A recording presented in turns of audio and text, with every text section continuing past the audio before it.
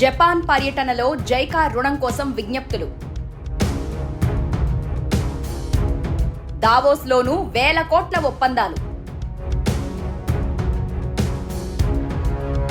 కానీ కార్యరూపం దాల్చని పరిస్థితి. ఉర్సా కంపెనీతో ఒప్పందం పైన అనుమానాలు. ముఖ్యమంత్రి రేవంత్ రెడ్డి ఏ దేశ పర్యటనకు వెళ్లినా వేల కోట్ల పెట్టుబడులు వస్తాయన్న ప్రచారం తప్పితే క్షేత్రస్థాయిలో పరిశ్రమల ఏర్పాటు మాత్రం జరగట్లేదు. జపాన్ పర్యటనలో పెట్టుబడులపై కంటే జైకా నుంచి రుణం పొందటానికే ప్రాధాన్యత ఇచ్చారు. గత జనవరిలో దావోస్ సదస్సులో 1,82,000 కోట్ల పెట్టుబడులు వస్తాయని ప్రకటించినప్పటికీ అవి ఇంకా కార్యరూపం దాల్చలేదు.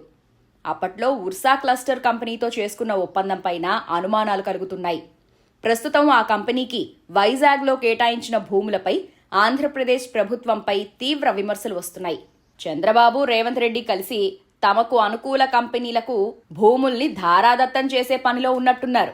పెట్టుబడుల కోసం జపాన్కు వెళ్లిన ముఖ్యమంత్రి పర్యటన ముగిసింది.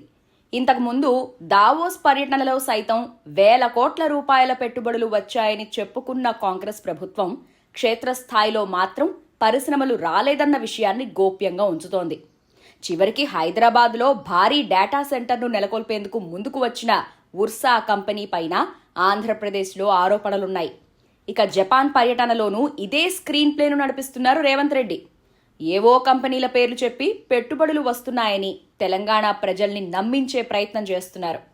నిజానికి ఆయన అక్కడికి వెళ్ళింది జైకా రుణం కోసమని బట్టబయలైంది.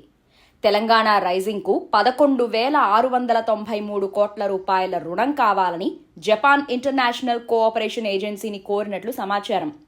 మెట్రో రైలు 2వ దశ, మూసీ పునరుజ్జీవనం, రీజనల్ రింగ్ రోడ్ నుంచి ఔటర్ రింగ్ రోడ్డును అనుసంధానిస్తూ నిర్మించనున్న రేడియల్ రోడ్లు, ఇతర మౌలిక సదుపాయాల ప్రాజెక్టులకు ఆర్థిక సాయం అందించాలని CM Revanth Reddy JICA senior vice president సిడెన్ షోహెయ్ హరాను కోరారు. ఈ ప్రాజెక్టుకు అవసరమయ్యే ఖర్చులో సగాన్ని రుణంగా కేటాయించాలని రేవంత్ విజ్ఞప్తి చేశారు. మూసీ పునరుజ్జీవన ప్రాజెక్టుకు, ఫ్యూచర్ సిటీకి, కొత్త రేడియల్ రోడ్లకు కూడా నిధులు ఇవ్వాలన్నారు. పెట్టుబడుల కోసం వెళ్లి రుణాల కోసం విదేశీ కార్పొరేషన్లను రిక్వెస్ట్ చేయటంపై ప్రతిపక్షాలు విమర్శలు గుప్పిస్తున్నాయి. విదేశీ సంస్థలు రుణాలు ఇవ్వాలంటే కేంద్ర ప్రభుత్వం అనుమతులు తప్పనిసరి అని తెలిసినప్పటికీ ముఖ్యమంత్రి మాత్రం ఏకపక్షంగా రుణం అడగటం పైన జైకా ప్రతినిధులు విస్మయం వ్యక్తం చేశారు.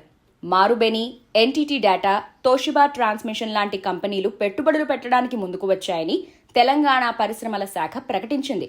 కానీ మారుబెని కంపెనీపై విదేశాల్లో చాలా ఆరోపణలున్నాయి.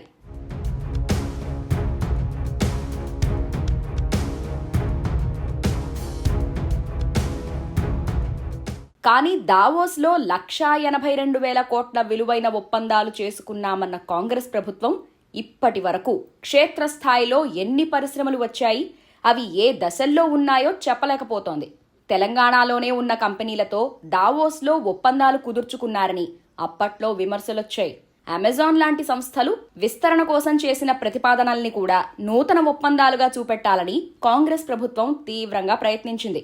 ప్రపంచ ఎకనామిక్ ఫోరం సదస్సులో తెలంగాణ ప్రభుత్వం ఉర్సా క్లస్టర్తో 5,000 కోట్ల పెట్టుబడికి అవగాహన ఒప్పందం కుదుర్చుకుంది.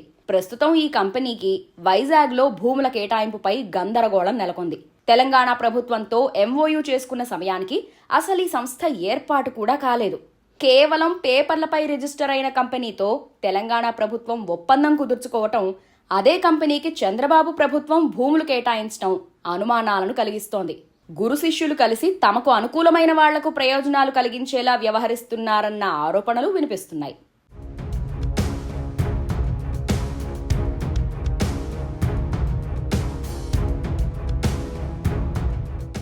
గత జనవరి దావోస్ సదస్సులో కానీ, ప్రస్తుతం జపాన్ పర్యటనలో కానీ ఏమాత్రం పెట్టుబడుల్ని ఆకర్షించలేకపోయిన రేవంత్ రెడ్డి తన అనుకూల మీడియాతో వేల కోట్లు పెట్టుబడులు వస్తున్నాయని ప్రచారాలు చేపిస్తున్నారు.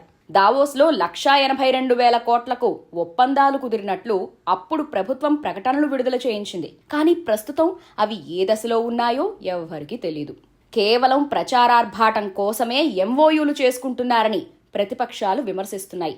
ఐటీకి కేంద్రమైన హైదరాబాద్ ఇమేజ్ ని డ్యామేజ్ చేసేలా హైడ్రాతో భయాందోళనలు సృష్టిస్తున్న రేవంత్ రెడ్డికి భయపడి ప్రముఖ సంస్థలు ఇప్పటికే నగరాన్ని వీడి వెళ్లాలని నిర్ణయించుకున్నాయి. ఇప్పటికైనా రేవంత్ రెడ్డి పరిశ్రమలు ఏర్పాటు చేసే అనుకూల వాతావరణాన్ని సృష్టించడంపై దృష్టి సారించాలి.